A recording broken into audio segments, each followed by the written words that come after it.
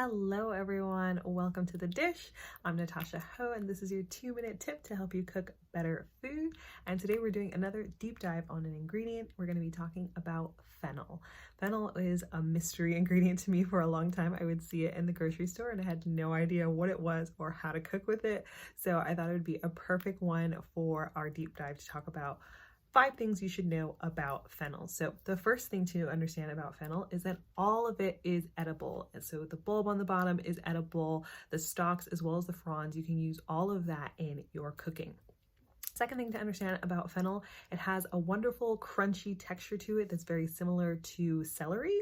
The flavor though is a very licoricey kind of anise inspired flavor that you'll get when you cook that. That helps to bring even more of a sweet flavor to it as those sugars inside of the fennel start to caramelize. It will get a more tender texture through the cooking process as well. So if you want to transform from that crunchy, strong licorice flavor, you can cook it and you'll get more of the sweet and tender texture from fennel. The third thing to understand about fennel is if you're going to serve it raw, the best thing to do is to slice it very, very thinly. This will help you to make it easier for it to be integrated into a dish. The same way when you use onion in a raw state, you want those pieces to be very small, very thin, so the flavor is not overwhelming and that the texture is also something that's easy to integrate into the rest of your dish.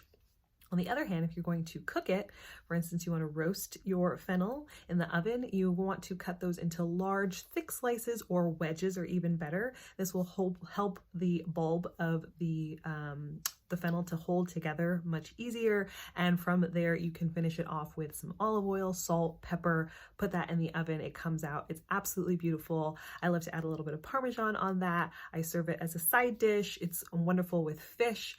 Absolutely love fennel served that way.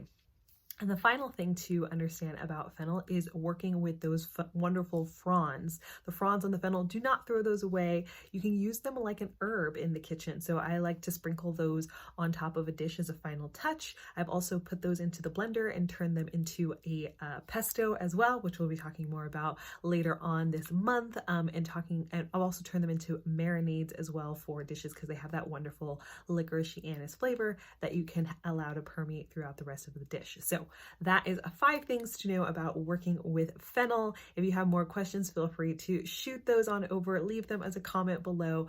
Would love to talk more about fennel with you. I'll see you next time. Bye.